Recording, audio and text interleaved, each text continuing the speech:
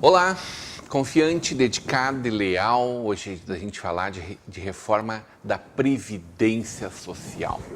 Minha convidada, natural de Quaraí, filha de seu José e da dona Gesselda, advogada, professora em curso de pós-graduação, mestre em Direito Previdenciário, secretária-geral da OAB-RS e presidente da Comissão de Direito Previdenciário na mesma subseção, Novo Hamburgo. Esposa do Fábio, atua com exclusividade na área de Direito Previdenciário. Também é autora do livro A Prova em Matéria Previdenciária, publicado recentemente pela editora LDR, e também autora de artigos científicos. Mãe da Cecília, gosta de estar com a família e amigos, dedicar-se ao estudo do direito previdenciário. Busca manter o equilíbrio entre a vida profissional e família, tentando sempre fazer o melhor. Para o futuro, buscar sempre o aperfeiçoamento profissional e proporcionar para a filha momentos felizes e oportunidades para que ela possa se desenvolver da melhor forma possível. Hoje teremos uma conversa de peso com a doutora Fabiana Pedroso Paz. Seja muito bem-vinda, doutora Fabiana, para essa conversa de peso. Muito obrigada pelo convite. Filha de Quaraí, lá na fronteira. Veio parar como em Porto Alegre, doutora? Sim, sou da fronteira, sou quaraense. Vim parar em Porto Alegre, porque eu vim fazer a minha faculdade, né? Com 16 anos eu concluí o então segundo grau, né? E vim então para Porto Alegre para fazer o curso de Direito, que sempre foi o meu sonho, né? Então, desde tenra idade eu já tinha decidido, optado por ser advogada. E com 17 anos, então, eu vim para Porto Alegre junto com o meu irmão, para estudar e concluir, então, a faculdade de Direito. O direito previdenciário já foi um caminho durante a faculdade? Não, Sim. O direito previdenciário foi uma grande surpresa na minha vida, né? Quando eu ingressei na faculdade de Direito, o meu objetivo era ser defensora pública, porque eu sempre tive um apreço às causas sociais, né? Então, o meu objetivo era ser defensora pública. No decorrer, então, do caminho, eu fiz estágio no Ministério Público Federal, conheci a matéria federal e conheci o direito previdenciário. E eu vi o quanto essa demanda, né, ela tem esse caráter social, porque o direito previdenciário ele abarca desde a pessoa mais humilde, né, aquele que não tem renda, que precisa de um benefício assistencial, até o maior empresário do Brasil, ele é ligado ao regime geral, né? Então, eu vi na matéria previdenciária uma possibilidade de me realizar enquanto profissional e comecei, então, a advogar nessa área. Logo que eu me graduei, nunca atuei em outra área, né? E estou hoje, então, com 18 anos de advocacia previdenciária voltada ao regime geral. Já viu algumas reformas, então? Sim. Reformas que a gente chama de puxadinhos. É.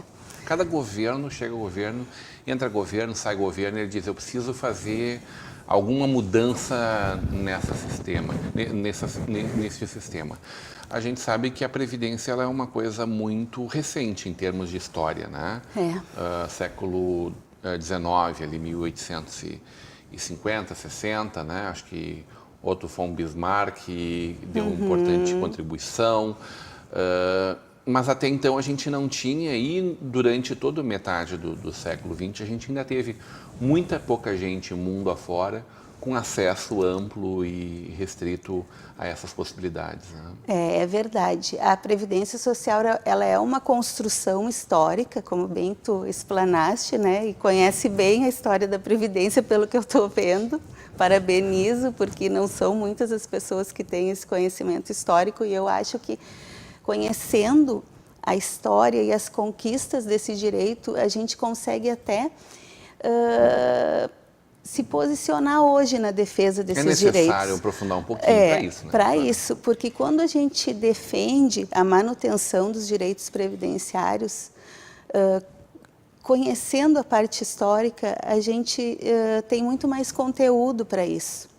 Então, realmente, é um direito que veio de uma construção histórica que se consolidou e ao longo dos anos ele já vem sofrendo, né, muitas perdas, digamos assim, através de medidas provisórias, que são os chamados puxadinhos, né? Então, o governo, por força de medida provisória, o que não está, então, na Constituição, que está previsto em leis passíveis de alteração, vem sofrendo já ao longo dos anos essas perdas, digamos assim. E agora, então, com o projeto de reforma, uma das lutas que se tem, né, é que esse direito ele permaneça na Constituição, porque ele é um direito fundamental. Então, para que ele seja alterado na sua essência, ele tem que passar por essa discussão que hoje a gente está vivendo, né, que já vem se estendendo há alguns anos, desde o governo passado, essa tentativa de alteração, justamente por ele ter essa força de direito constitucional. Né? E uma das maiores críticas a esse projeto atual de reforma seria a retirada, né, de alguns desses direitos da Constituição, da desconstitucionalização desses direitos sociais. Me parece que a gente sofre ainda mais pelo tipo de discussão rasa que é feita em torno de todo esse tema, né? Se torna aquele maniqueísmo, sou contra ou a favor, Exatamente. sem por que sou contra ou a favor, o que me interessa disso. Mas também a gente, me parece, continua não enfrentando problemas históricos que pesam demais nessa conta toda. Assim. Verdade. Acho que todos nós, acho que não tem quem não diga a reforma não é necessária. Ou algum tipo de provocação em torno da discussão do que nós queremos para o futuro, porque essa conta já está pesada. E ela se tornará cada vez mais pesada com o envelhecimento da nossa população, né, dessa inversão de pirâmide. Né? Exatamente. Essa inversão de pirâmide é o problema que se tem. Antes até da gente falar em déficit ou não déficit da Previdência, né, porque dentro da Previdência a gente tem que ter a ideia, né, e o conhecimento. Para quem é da área do direito, a gente ainda tem o conhecimento de que o direito previdenciário ele é dividido, né? Nós temos o regime próprio e o regime geral. E o regime geral, que é o que abarca a maior parte da população, ele é um regime hoje com estudos que mostram que ele não é deficitário. Mas antes de entrar nessa discussão, que é bem polêmica, né, da questão do déficit da Previdência, a gente tem que ver uma questão básica que é essa inversão da pirâmide. Além das pessoas estarem envelhecendo envelhecendo mais, né, vivendo muito mais, também estão nascendo menos pessoas. Que sustentavam até então esse sistema. Então, hoje nós temos menos pessoas contribuindo ao sistema também, né, porque tem menos pessoas nascendo. Temos pessoas vivendo mais, mas isso não justifica essa proposta que, ao meu ver, ela é muito prejudicial. Sim. Então, bem como tu disseste, não é uma questão de se posicionar sou contra ou sou a favor da reforma da Previdência. A questão é avaliar o conteúdo desta reforma, né, e ver se ela é adequada ou não. A gente está deixando de lado aí, acho que mudanças importantes, aí não no regime geral, mas no regime específico, né? Como a questão dos políticos, que se mexe muito pouco nessas aposentadorias especiais. Acho que nosso judiciário precisa fazer uma leitura diferente disso tudo também, a sua autocrítica. E os militares, que estão praticamente intocáveis dentro desse novo modelo, né? E que a gente sabe que representam no bolo, no quantum, muito de tudo isso, né? Sem dúvida. Mas essa é uma discussão que, enfim, não adianta a gente ter, porque o governo não mandou essa proposta lá. Não mandou essa proposta Acho que a gente teria que cobrar que seja feita, assim, erga omnes, uma reforma mais ampla, né? Mais amplificada de tudo isso. Que atinja a todos, né? E falando especificamente do regime geral, que é o que tem uma abrangência maior e, digamos... Atinge a maior quantidade de pessoas. Atinge a maior quantidade. Quase todos, na verdade, numericamente. Quase todos, né? Porque quem pertence ao regime geral, né? De uma forma muito superficial, quem não está no regime próprio, porque todo aquele que exerce uma função remunerada, ele é um segurado obrigatório da Previdência Social. Perfeito. Hoje não se tem esse condão fiscalizatório, né? Por exemplo, até aquela pessoa que vende pipoca na esquina, por exemplo, falando de uma forma muito simples. Ele está exercendo uma atividade remunerada, ele é um segurado obrigatório. Então, tem muitas pessoas que pensam assim, eu sou autônomo, eu pago se eu quero. Não. Aquela pessoa que exerça qualquer atividade remunerada, ela é um segurado obrigatório da Previdência. Se ela não está contribuindo, ela é um devedor da Previdência Social. Mas, né, como eu falei, não existe uma fiscalização, né, para isso, e as pessoas acabam, então, contribuindo, né, até o valor da contribuição. Também é algo até que o quanto é discutível, né? Ele está previsto o quantum também, né? Então, na verdade, é um engano quando a pessoa pensa que ela contribui ao regime geral, se ela quer ou não, né? Mas, enfim, o regime geral, então, ele é muito amplo, né? Ele abrange não só os segurados obrigatórios, mas também os facultativos, que são aqueles que não exercem atividade e que querem contribuir ao sistema. Então, para essas pessoas, a aposentadoria, ela passa a ser exigido 20 anos de contribuição e com uma idade mínima, de 62 anos para a mulher e 65 anos para o homem. Só que a questão maior não são os requisitos para a concessão do benefício, e sim o cálculo de como esse benefício irá ser concedido, que muda substancialmente. Então, quando a gente fala em reforma, a gente tem que conhecer o que está sendo apresentado. Eu vou ter que saber que eu vou ter que contribuir no mínimo 20 anos e que eu vou ficar com 60% da média que eu contribuí. Sendo que essa média, ela não vai mais descartar as contribuições baixas que hoje acontece. Hoje, quando eu vou me aposentar, ou fazer jus a qualquer outro benefício, o PBC, que é o chamado período básico de cálculo, ele é uma média de julho de 94 até hoje, onde eu descarto 20% das menores contribuições. Com a reforma, com a proposta de reforma, não vai haver esse descarte dos 20%. Vai ser uma média aritmética, onde eu vou ficar só com 60%. Então, se eu contribuir para ter uma média de R$2.000, eu vou ficar com 1.200. Que loucura. Então, é bem significativa a perda. É uma mudança muito grande. Muito grande. Né? Quer dizer, eu vou ter que ter contribuído para chegar ao topo, eu vou ter contribuído com quase R$10.000, R$9.000. Para chegar ao topo, se for um contribuinte individual, é 20% do teto. Né, que hoje dá em torno de R$1.200 ao mês. Só que tu vai ter que ter toda a tua vida contributiva, toda ela.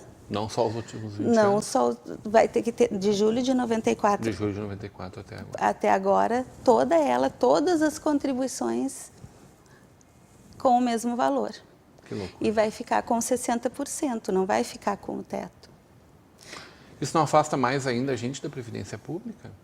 Não oportuniza ainda mais que as pessoas fujam dela, mesmo que não há fiscalização.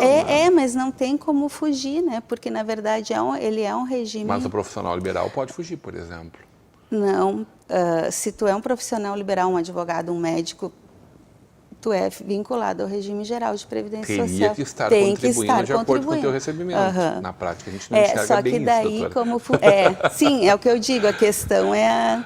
Só que, como funciona... ele é limitado ao teto. Então, se eu recebo R$20.000 por mês, eu não vou contribuir 20% de... Contribui com 1.200 seria... Mais ou menos, em torno, né? De cabeça eu não lembro o valor exato, em torno disso, que é 20% do teto da Previdência Social. Então, na verdade, o cálculo ele vai ser vai ter uma mudança muito Isso grave. Sem falar, por exemplo, na questão da morte, né, da pensão por morte, que a gente hoje tem uma integralidade, né, no pagamento, e que a proposta é de 50%. Vamos conversar desses e outros detalhes na volta do nosso intervalo, hoje numa conversa de peso com a especialista em direito previdenciário, a doutora Fabiana Paz.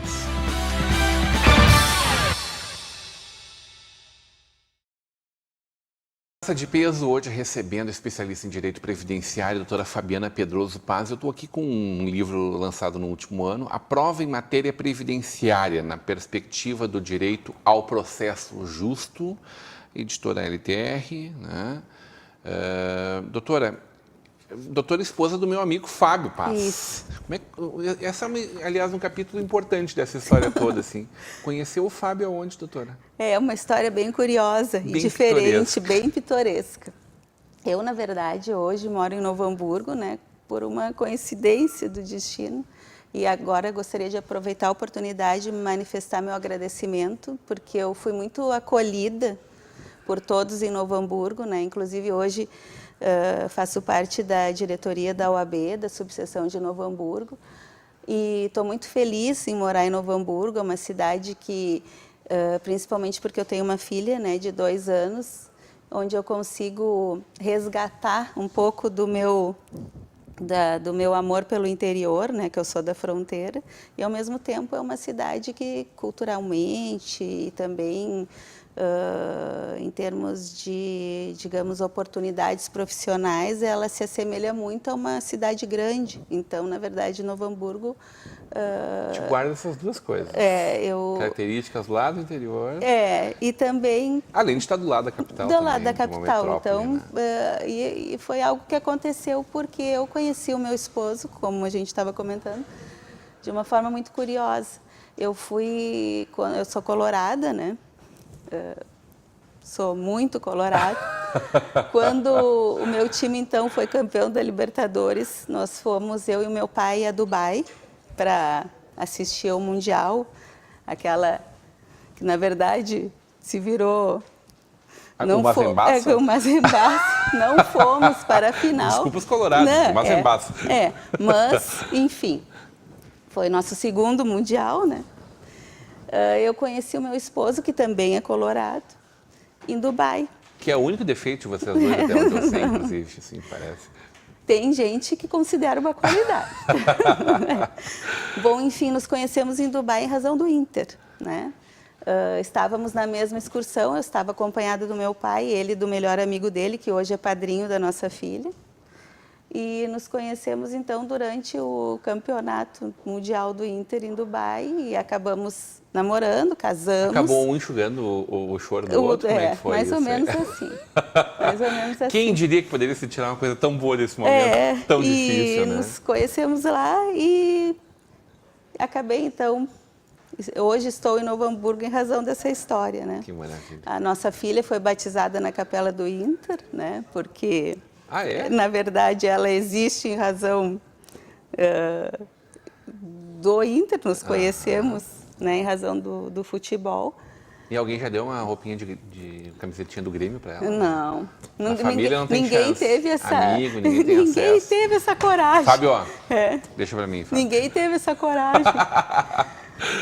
Ô, Fabiana, e hoje faz um trabalho dentro da OAB, né, uma gestão descentralizada que vocês vêm buscando implementar, o nosso presidente, né? Então, Carlos Brown, nosso presidente, Dr. Carlos, doutora Regina, né? Estamos, na verdade, nossa chapa é a chapa de... Nós estamos sucedendo, né, a gestão da doutora Regina, que começou esse trabalho, estamos dando continuidade. Hoje, então, a nossa diretoria, né, capitaneada pelo Dr. Carlos Brown, temos uma proposta nova de descentralização de gestão, né? Criamos 28 comissões, porque acreditamos que a diretoria, como somos 5 membros, cada um atuante na sua área específica, não temos assim o conhecimento técnico em todas as áreas do direito. Perfeito. Então, como uma forma de aproximar os colegas e de incluí-los todos na gestão, essas 28 comissões, então, estão atuando de forma específica em cada área do direito. E estamos tendo uma resposta muito positiva, né? Semanalmente temos eventos na sede e estamos, então, trazendo os colegas não só para a sede, mas também para trabalhar em conjunto nessa nova proposta, então, de gestão descentralizada. Recebi um convite para uma visita do Dr. Leandro Minoso, uma palestra que ele vai estar dando exatamente falando desse viver mais, né? A Comissão do Idoso, né, está organizando... Está diretamente ligada à Previdência. À Previdência também. Então, o direito, por mais que ele se interligue, né, ele é bastante específico. Então, essa palestra, ela é organizada pela Comissão do Idoso, que é uma das comissões que compõem, então, essas 28 comissões da nova gestão. Uma das coisas que acho que são uma mudança dramática dentro dessa proposta de reforma constitucional que a gente está tendo aqui, acho que a questão das... Eu falei antes para ti, antes de nós irmos para o intervalo, da questão da mudança da pensão por morte, né? De queda de 50% do valor integral que hoje a pessoa recebe em vida e que fica para o seu cônjuge, para o seu companheiro, para a sua companheira, enfim, esse valor. E ele tem que optar, então, se tiver mais do que uma pensão, isso já é prática hoje. Né? Hoje, né, a pensão por morte, a gente tem que haver a opção pela pensão mais vantajosa. No caso, o cônjuge, ele tem que optar pela pensão mais vantajosa, no caso de possibilidade de preenchimento dos requisitos para as duas pensões. Mas hoje ela ainda é integral. É integral. Então, a questão hoje é qual?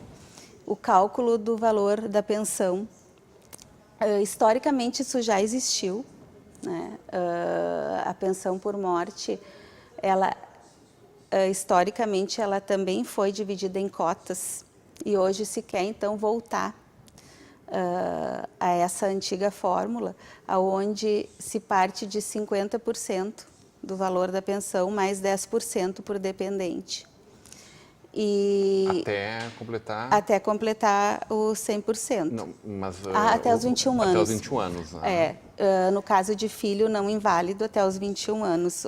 E hoje, quando o filho completa 21, volta para a mãe esse valor? Volta para a mãe. E a proposta... deve exaurir ali. Né? Exatamente. Então, é uma das mudanças também, né, grandes em relação à pensão, né, entre outros, aposentadoria especial. Se a gente for olhar, não só do ponto de vista das garantias, me parece que essa é uma medida acertada. Porque não tem como sustentar isso a longo prazo, realmente. Depende do ponto de vista. Se for o regime geral, é diferente, porque existe, né, o custeio para isso, né? É que existem outras críticas em relação a pensões de outros regimes, né? Que realmente existem críticas severas, né? Que existem outros requisitos concessórios e outra fórmula de cálculo. Militar, por exemplo. Que é bem diferente todo mundo conhece alguma viúva, aliás, alguma filha de militar que até hoje é casada, vive junto, mas não é casado no papel, que recebe uma pensão cheia, por exemplo. Que é bem diferente do regramento da pensão do regime geral. Perfeito. Né? E o regime... Mas que precisa ser atacado e que, infelizmente, não se resolveu ainda. E o regime geral acaba pagando a conta. A questão das regras transitórias, né? A gente tem direitos adquiridos, mas também tem direitos expectados. Exato. Na verdade, direito adquirido vai ter aquela pessoa que na data se acontecer a reforma, né? Na data das alterações, ela tiver adimplido o seu direito, tiver cumprido com os requisitos de concessão dos seus direitos. Caso isso não aconteça, ela não tem um direito adquirido. Então, ela vai fatalmente cair numa regra transitória. E uma crítica grande que se faz a esse projeto de reforma também, dentre outras críticas, são as regras transitórias, que são muito curtas. Né? Nas reformas anteriores, por exemplo, na emenda 20, que foi lá em 98, existiu uma regra transitória de carência. Essa regra transitória de carência, ela começou em 1991 e ela foi até 2011. Então, é um tempo razoável. 20 anos. 20 anos para que exista essa, digamos, adaptação à nova regra. As regras transitórias nessa proposta, elas são curtas. Então, é uma crítica forte que se faz em relação à reforma, em relação à duração das regras transitórias. Porque existem muitas pessoas que estão prestes a se aposentar. Que entram em pânico porque fatalmente Vão ter seu direito. Então, hoje existe uma procura muito grande, também é algo que seria bom falar, aproveitar a ocasião, que a gente está tendo um problema muito grande em relação à demora na concessão dos benefícios hoje, né? O INSS legalmente tem 45 dias para deferir um pedido de benefício administrativo, e hoje a gente está tendo uma demora muito grande na concessão desses benefícios, porque são muitas as pessoas que estão procurando, de uma forma ou de outra, buscando garantir seu direito antes que aconteça a reforma, e uma série de problemas também, não é um dado isolado, né? Existe um número grande de servidores do INSS se aposentando, enfim, é apenas uma observação em relação a isso, porque hoje as pessoas estão nessa ânsia, né, de se aposentar antes da reforma, mas existem as regras de transição, mas realmente elas são curtas, e muitas pessoas não vão poder usufruir dessas regras. Muito bem, doutora. Adorei falar contigo. Acho que a gente conseguiu aprofundar um pouquinho mais. Acho que é muito pouco, evidentemente, meia hora para a gente discutir isso. Mas aprofundar um pouquinho mais esse assunto que é tão sério, né? Muito sério e que precisa ser discutido. Em razão disso, a OAB, enquanto seccional, né, está promovendo muitas audiências públicas, e a subseção de Novo Hamburgo está empenhada em organizar, possivelmente na próxima semana já tenhamos a data de uma audiência pública organizada pela nossa subseção, aonde se quer o quê? Trazer para a população, isso é importante que se saiba, que não se quer entrar no mérito da reforma, mas sim trazer a informação do conteúdo da reforma para que as pessoas realmente possam se posicionar acerca da reforma da Previdência, que realmente ela vai atingir a todos e é algo muito sério e que não pode ser discutido de forma superficial, em eu sou contra ou eu sou a favor. Né? As pessoas têm que conhecer melhor o que está sendo discutido. E essas audiências públicas, então, são uma oportunidade para isso. Então, eu aproveito para convidar a população a participar. Acompanhar pelo site da OAB, pelo Facebook da OAB assim local. Que for marcada essa audiência pública. E a gente informa aqui pela Vale TV também. Muito obrigada, Rodrigo. Agradeço. Obrigado pela presença, doutora. Obrigada. Hoje, numa conversa de peso com um especialista em direito previdenciário, a doutora Fabiana Pedroso Paz. Continua agora com a programação da nossa Vale TV, da nossa rede comunidade de televisão.